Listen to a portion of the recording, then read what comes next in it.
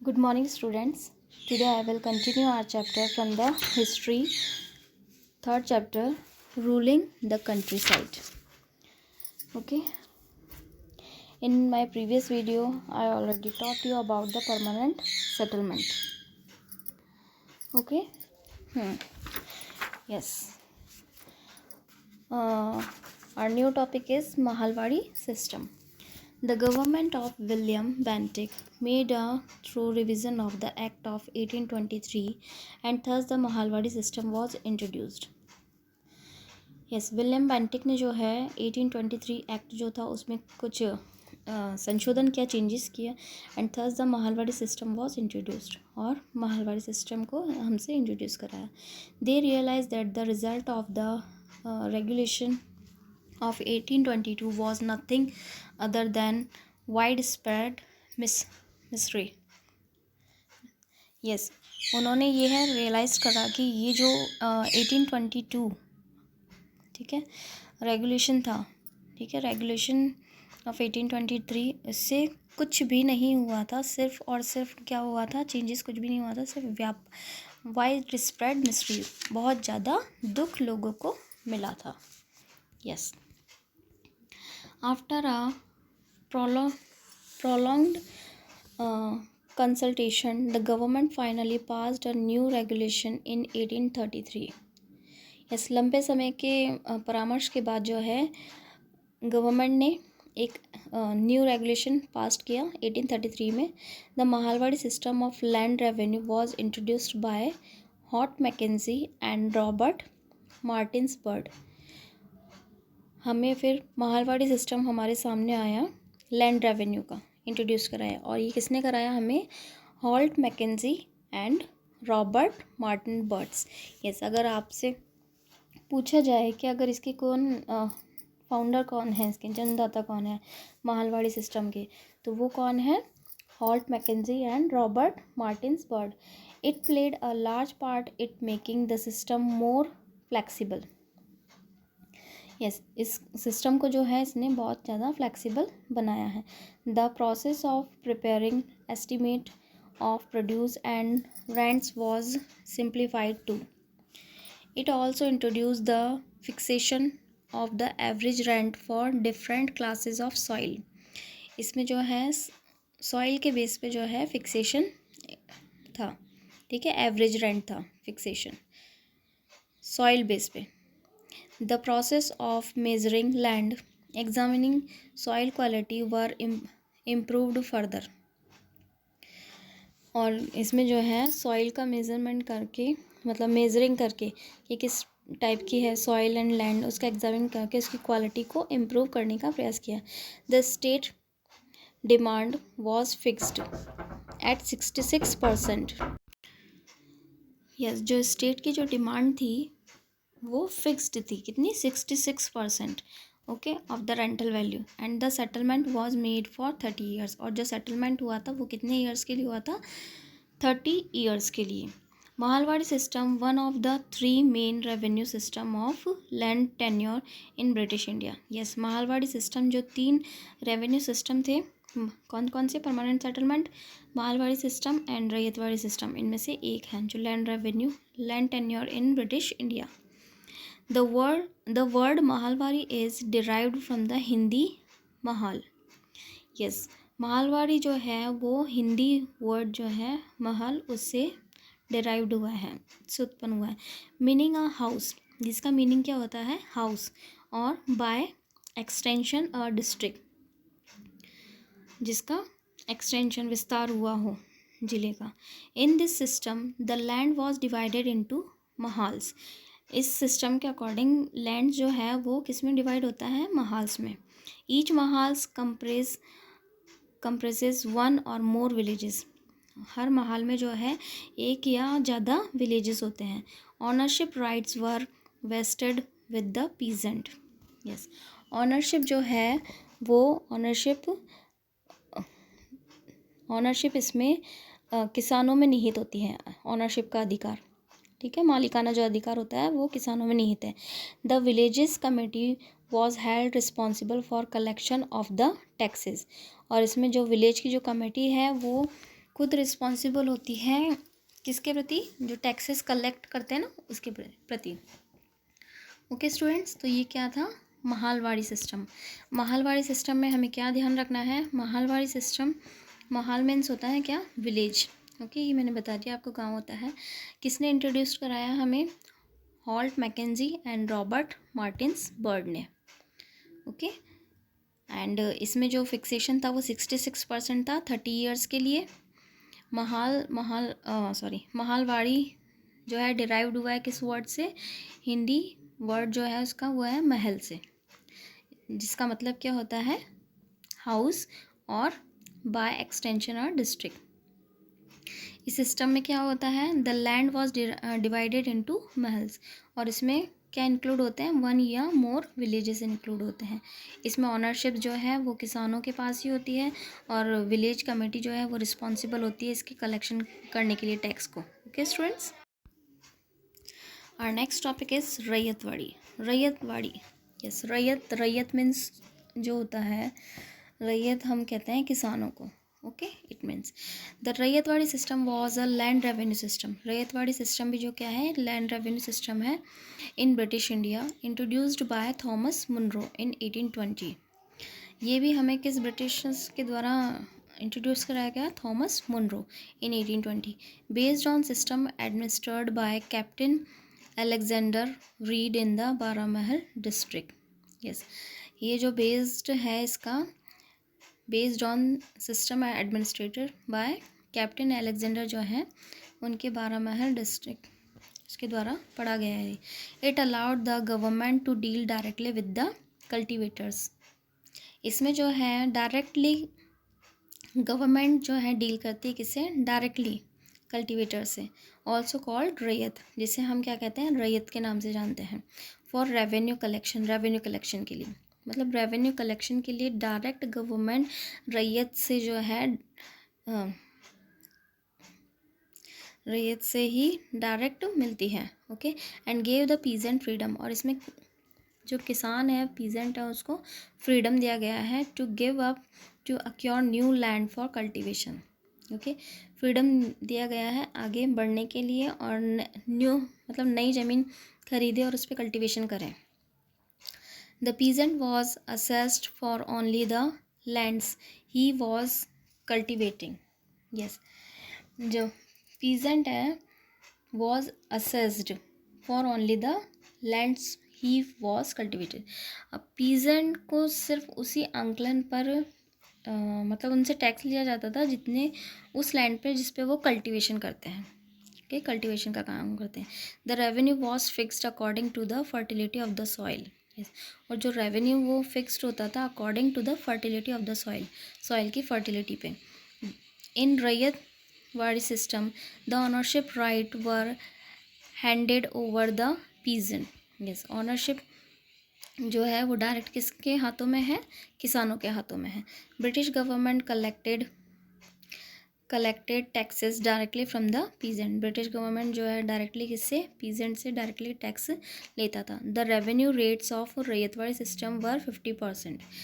जो revenue rate थी वो रैयतवाड़ी सिस्टम में 50% थी।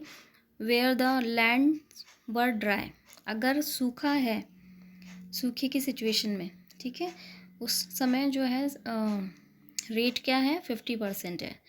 एंड 60% इन इंटीग्रेटेड लैंड, और जो सिंचाई वाला क्षेत्र है वहाँ पे क्या रेवेन्यू रेट थी, 60%।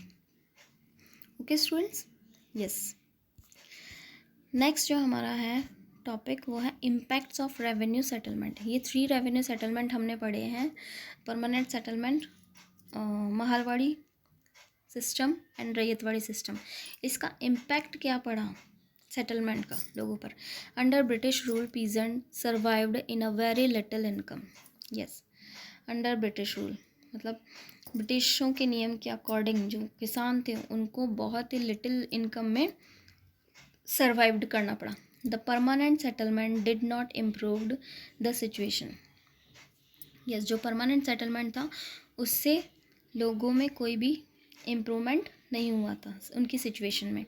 दे were left to the mercies of the zamindars who raised rent to unbearable limits, compelled them to pay illegal dues and to perform forced labor or beggar, and oppress them in diverse other ways. Yes, मतलब ये था कि permanent settlement में लोगों की situation में कोई improvement नहीं हो रहा था, बल्कि क्या हो रहा था, वे जमींदार की दया पर जी रहे थे। यस, जमींदारों की, वो जमींदारों से जो है रेंट्स लेते थे जमींदार, और जमींदार जो है उनसे जो रेंट्स लिया करता था, रेज्ड रेंट्स, उनके जो रेंट्स थे वो क्या थे, अनबिरेबल लिमिट्स के थे, मतलब बहुत ही ज़्यादा असहनीय थे, जो लोगों को सहनीय नहीं हो रहा था। इसलिए compelled them to pay illegal dues and to perform forced, और ये क्या कर रहे थे, अवैध तरीके से इलीगल ड्यूज़ से जो है लोगों को मजबूर कर रहे थे, ठीक है, ताकि वो फोर्स कर रहे थे ताकि लेबर जो है अपनी चीज़ों को, जैसे लैंड हुआ, कोई भी चीज़ हुई, वो अपने कब्जे में ले रहे थे, ठीक है। Yes, the condition of the cultivators in the Rayatwadi and Mahalwadi areas also did not improve. Yes, the condition of the cultivators, जो cultivators की जो condition थी वो रैयतवाड़ी और महालवाड़ी एरियाज़ में बिल्कुल भी इम्प्रूव नहीं हो रही थी। Here the government took the place of the zamindars and levied excessive land revenue, which was in the beginning fixed as high as 1/3 to 1/2 of the produce. Yes, here the government took the place of the zamindar, यहाँ पे जमींदारों की जगह किसने ले ली थी, government ने ले ली थी। और गवर्नमेंट भी जो है एक्सिव रेवेन्यू, लैंड रेवेन्यू उन्होंने लगाया था, जो शुरुआत में कितना था, फिक्स्ड था as 1/3 to 1/2 of the produce, ये था। The revenue system, loans taken to pay revenues, जो रेवेन्यू सिस्टम था, लोगों को फिर उस रेवेन्यू सिस्टम को पे करने के लिए लोन लेना पड़ता था। Loan taken to pay revenue, money lenders, zamindars and the government were making their condition worsen day by day. Yes, जो मनी लैंडर्स थे, जमींदार थे, गवर्नमेंट था, वो धीरे धीरे लोगों की कंडीशन कैसे बना रहे थे, बहुत ही ज़्यादा ख़राब बना रहे थे दिन प्रतिदिन। With no crops and no money and under a heavy debts, they were forced to sell their lands, whom they considered their mother.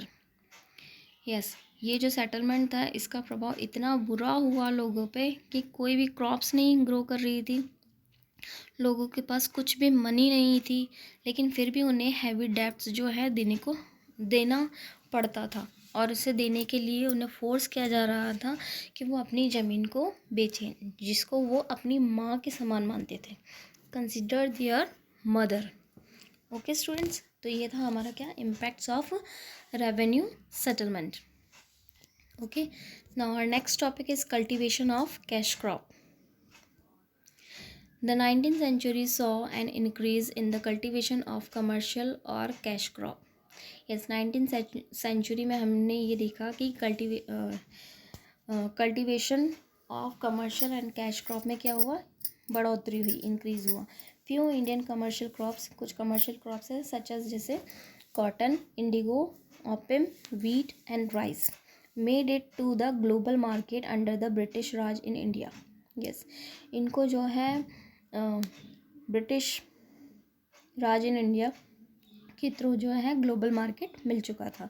The second half of the 19th century saw some increase in land under cultivation and agriculture production, expanded at an average rate of about 1% per year by the later 19th century.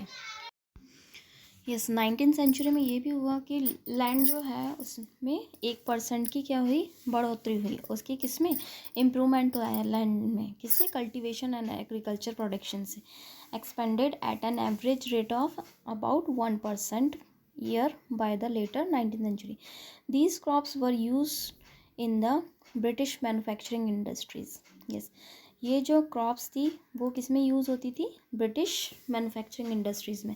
Hence they encouraged cultivation, और वो क्या करते थे, encourage करते थे cultivation के लिए। The company force the peasant to grow cash crop, company जो है वो किसानों को क्या करती थी, फोर्स करती थी, किसके लिए, ग्रो करने के लिए कौन सी crop? Cash crop like indigo which resulted in less production of food crops. Yes, cash crop जो है उसके लिए फोर्स किया जा रहा था और इसका रिजल्ट ये हुआ कि फूड क्रॉप्स जो है वो उसका प्रोडक्शन कम होता गया। Indigo is a blue colour dye extracted from indigo plant.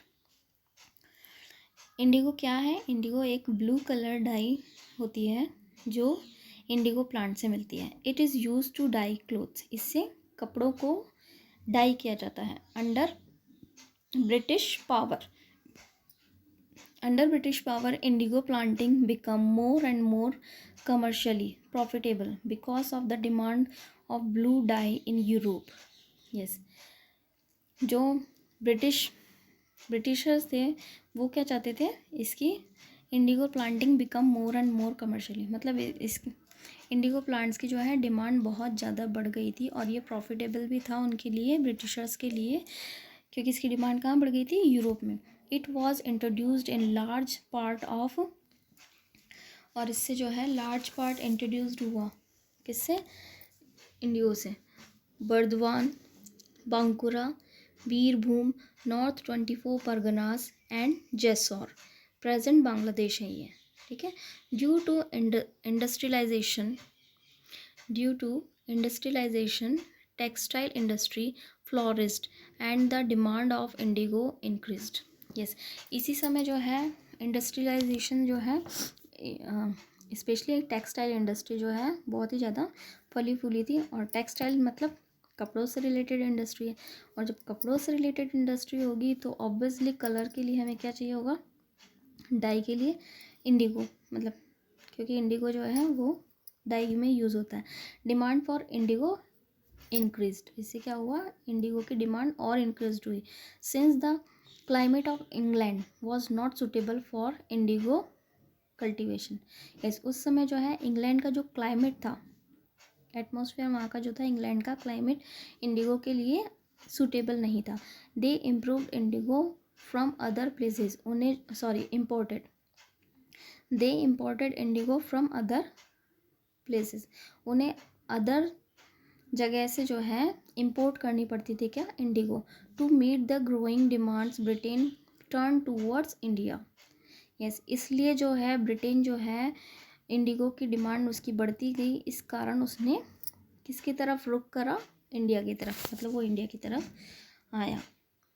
The Indigo planters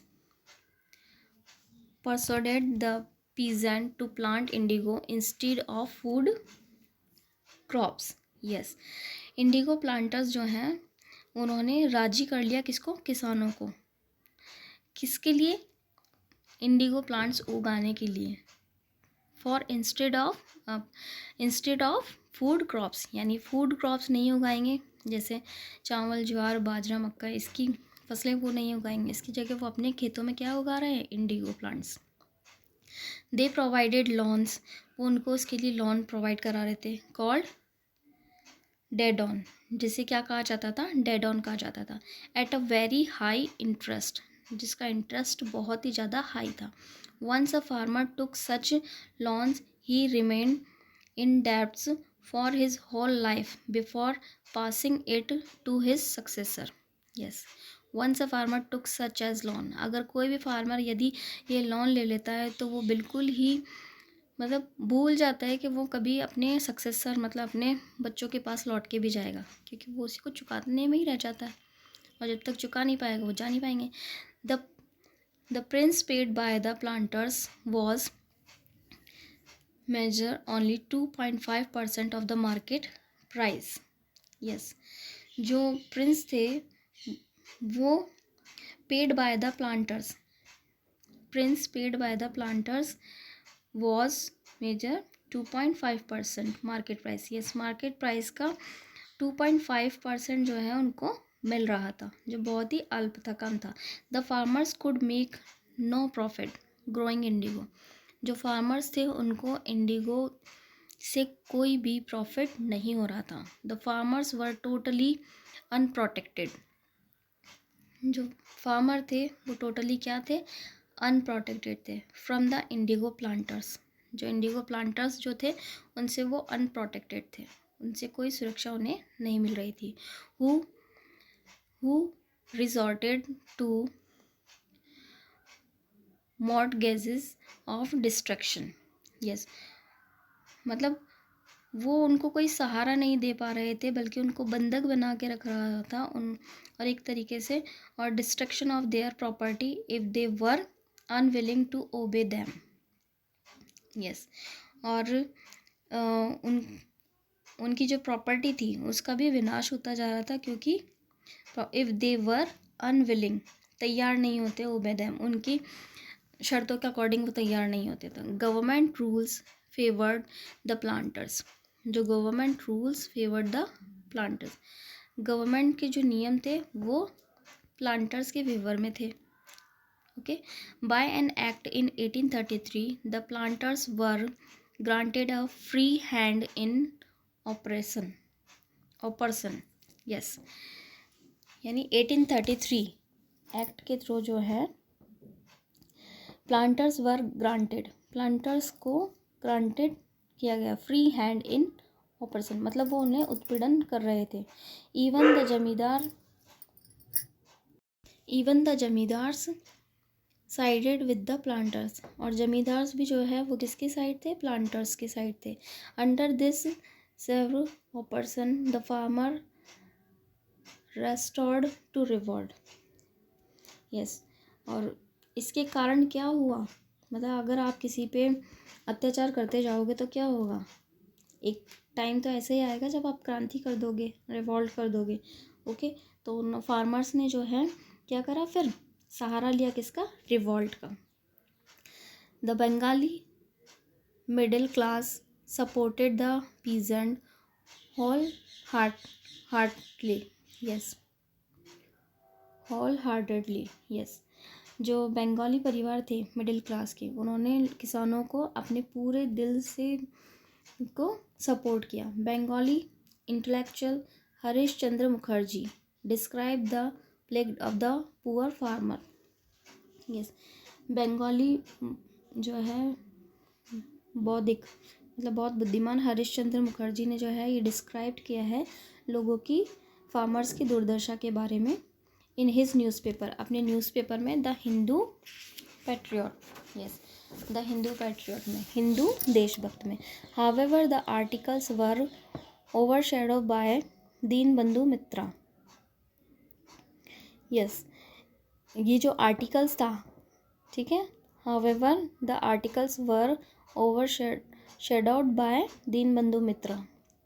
जो देख रेख आर्टिकल्स जितने भी थे उनकी देख रेख का काम जो है दीनबंधु मित्रा के द्वारा किया जाता था। Who depicted the situation in his play, जिन्होंने अपने प्ले के माध्यम से इसका चित्रण किया, मतलब ये भी जो सिचुएशन थी उसका। नील दर्पण, इनका जो प्ले था वो क्या था? Neel Darpan. His play created a huge controversy which was later banned by the East India Company. और ये जो प्ले था ये बहुत ही कंट्रोवर्सी में था, और ईस्ट इंडिया कंपनी ने बाद में इसे बैंड कर दिया था। Company to control the against among the Indians. Okay, yes, next हमारा टॉपिक है इंडिगो रिबिलियन, नील की क्रांति। The indigo revolt was a peasant movement and subsequent uprising of indigo farmers against the indigo planters that arose in Bengal in 1859. Yes, Indigo जो revolt है वो किसानों का मूवमेंट है, और बाद में यही इंडिगो मूवमेंट जो है आगे चल के किसके अगेंस्ट हो गया? इंडिगो प्लांटर्स के। That arose in Bengal in 1859. The revolt started from the village of Govindpur and Chaugacha in Krishnanagar, Nadia district, where Vishnu Charan Bishwa and Digambar Bishwa first led the rebellion against the planters. Yes, ये जो revolt है कई गाँवों में फैला, ठीक है। Start हुआ गोविंदपुर में, छाऊगाछा में, कृष्णा नगर में और नाडिया डिस्ट्रिक्ट में, और इसको दो लोगों ने पहली बार इसको की अध्यक्षता करी, ठीक है, लीड करा। वह है विष्णु चरण Bishwa and Digambar Bishwa. It spread rapidly in Murshidabad, Birham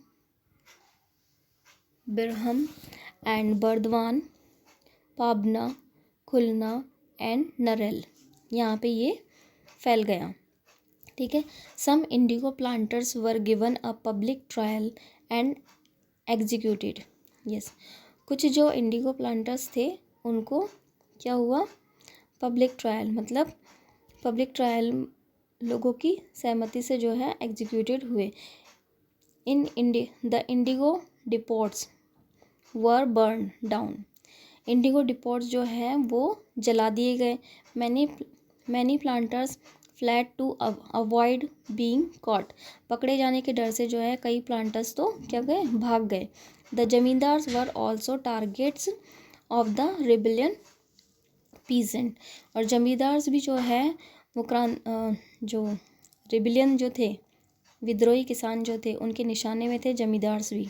ठीक है। The revolt was ruthlessly suppressed. जो रिवॉल्ट जो है वो, इस रिवॉल्ट को जो है बेरहमी से दबा दिया गया। कौन से रिवॉल्ट को, इंडिगो रिवॉल्ट को। ठीक है, रेवोल्यूशन को, रिबेलियन को। लार्ज फोर्सेस, यस, इसको दबा दिया गया। And the revolt was ruthlessly suppressed. Large force of police and military backed by the British government and the zamindars mercilessly. Yes, the revolt was ruthlessly suppressed. मतलब police, military and British government, जमींदार, इन लोगों ने जो है बड़ी ही निर्दयता से जो है काफ़ी लोगों की हत्या कर दी, किसानों की। British police mercilessly hanged great leader of indigo rebellion Bishwanath Sardar. Yes, जो ब्रिटिश पुलिस है उन्होंने बड़ी ही निर्दयता के साथ जो है रिबेलियन लीडर्स जो थे, जिनका नाम क्या था, विश्वनाथ सरदार था, उनको लटका दिया, फांसी की सजा दे दी। The revolt had a strong effect on the government. इस रिवॉल्ट का जो है गवर्नमेंट पे बहुत इफेक्ट पड़ा। Which immediately appointed the indigo commission in 1860। 1860 में जो है इंडिगो कमीशन को अपॉइंट किया गया immediately. In the commission report EWL tower noted that not a chest of Indigo reached England without being strained with human blood. मतलब उन्होंने अपनी report में ये बताया कि बिना लोगों की हत्या करे या बिना खून बहाए एक भी इंडिगो जो है वो इंग्लैंड नहीं पहुंची थी। Finally the British government form the indigo commission in 1860 due to Nawab Abdul Latif initiative with the goal of putting an end to the repression of indigo planters. Yes, British government ने जो है 1860 में 1860 में जो है नवाब अब्दुल्ला लतीफ़ के द्वारा जो है एक कमीशन बनाई, जिसमें नवाब अब्दुल लतीफ़ थे। और उनका गोल क्या था, मेन गोल यही था कि प्लांटर्स जो है उनका अंत किया जाए, इंडिगो प्लांटर्स जो थे। The planter shifted their base to Bihar as Bengal stop being the hub of indigo cultivation. Yes, जो प्लांटर्स थे वो अब उन्होंने अपना बेस कहाँ बना लिया था, बिहार में बना लिया था, और बंगाल के अंदर इंडिगो कल्टीवेशन को स्टॉप कर दिया गया था। तो ये लेसन भी हमारा फिनिश हो गया है। अब कुछ क्वेश्चन है जो हमें करने हैं। यस लिसन स्टूडेंट, मैं आपको जो क्वेश्चन दे रही हूँ उसमें हमने इसके अंदर सेकंड नंबर का क्वेश्चन नहीं करा था, तो अभी आपको ये सेकंड नंबर का क्वेश्चन करना है। Why did British need Indigo? Indigo की क्यों ज़रूरत थी ब्रिटिश को? तो इसका आंसर हमें मिलेगा पेज नंबर 33 पे। यस, पेज नंबर 33 निकालेंगे हम। इंडिगो वाला ही है इसमें कि ब्रिटिशर्स को जो है इंडिगो की ज़रूरत क्यों थी।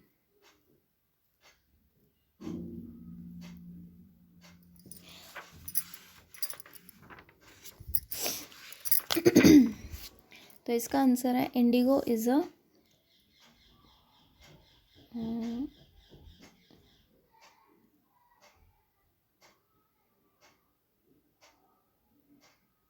यस, यहाँ से आप इसका आंसर लिखेंगे Indigo. Indigo is a blue color dye extracted from indigo plants. It is used to dye cloth under British power. Indigo planting become more and more commercially profitable because of demand for blue dye in Europe. तो आप यहाँ तक लिखिएगा इसका answer, ये second का answer है। Okay. अब जो है क्वेश्चन वो आपको करना है। ये लिसन स्टूडेंट, एक तो ये सेकंड करना है और बाकी 1 2 3 4 ये 4 क्वेश्चन करना है। 1 2 ये भी करना है। ये पेज नंबर 33 पे था। Okay, what were the main features of permanent settlement. Permanent settlement के आपको मेन फीचर्स इसमें बताने हैं। तो ये हमें मिलेगा पेज नंबर 31 पे। तो पेज नंबर 31 निकालेंगे। ये लॉन्ग के फर्स्ट का जो आंसर है, ये फीचर्स पूछे गए हैं इसके। तो दिस स्कीम मतलब जो सेटलमेंट की थी वो इंट्रोड्यूस्ड हुआ था लॉर्ड कॉर्नवालिस द्वारा। इसके फीचर्स जो हैं ये 1 2 3 4 ये 4 फीचर्स आपको करने हैं। तो ये लॉन्ग का फर्स्ट वाला क्वेश्चन का आंसर है, ये आपको करना है। ओके स्टूडेंट्स, नेक्स्ट जो हमारा क्वेश्चन है वो है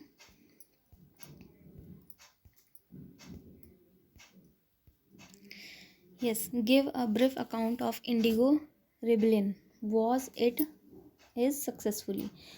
यस, तो इसका आंसर जो है हमें अभी हमने लास्ट में पढ़ाई है इंडिगो रिबेलियन वाला, तो वो इसमें आंसर आएगा। ओके, तो इंडिगो इसका आंसर हमें मिलेगा पेज नंबर 34 पे। ये जो इंडिगो रिबेलियन वाला टॉपिक है ये इसके अंदर आएगा। ये लॉन्ग का सेकंड का आंसर है। ओके स्टूडेंट्स, नेक्स्ट जो हमारा क्वेश्चन है वो है discuss the impact of revenue system on peasant. ये इम्पैक्ट बताना है हमें रेवेन्यू सिस्टम का। तो ये जो आंसर है हमें पेज नंबर 32 पे मिलेगा। तो पेज नंबर 32 पे यस स्टूडेंट, ये जो आंसर है इम्पैक्ट, ये है लॉन्ग के थर्ड का आंसर। ओके स्टूडेंट, तो ये लॉन्ग के थर्ड का आंसर है इम्पैक्ट ऑफ रेवेन्यू सेटलमेंट, ये आपको इसके अंदर लिखना है। देन लास्ट क्वेश्चन जो हमारा है वो है हमारा यस, ये excess production of cash crop led to the situation where peasant had money but they could not buy food, why। Yes, ये बताना है आपको इसके अंदर। तो इसके अंदर जो आंसर है वो हमें मिलेगा यस, इसका आंसर जो है आपको पेज नंबर 33 पे मिलेगा। बट 33 में जो है वो आपको कुछ लाइनों में लिखना पड़ेगा, ठीक है। जैसे यहाँ से आप लिख सकते हो the company force the peasant to grow cash crop like indigo which resulted in less production of food crops. इस कंपनी ने जो है वो कैश क्रॉप के लिए फोर्स करा जिससे फूड प्रोडक्शन कम हो गया। इसके बाद आपको लिखना है ये, यहाँ से लिखना है आपको द इंडिगो प्लांटर्स, यहाँ से आपको लिखना है यहाँ तक इन्हें could not profit growing in indigo. The farmers were totally unsupported from the indigo planters who yes, ये यहाँ से करते हुए ये आपको पूरा unwilling them तक करना है, यहाँ तक unwilling them। ये लॉन्ग के फोर्थ का आंसर है। ओके स्टूडेंट्स, ये चैप्टर भी हमारा ख़त्म हो गया है और क्वेश्चन आंसर भी फिनिश हो गए हैं। Okay, thank you students.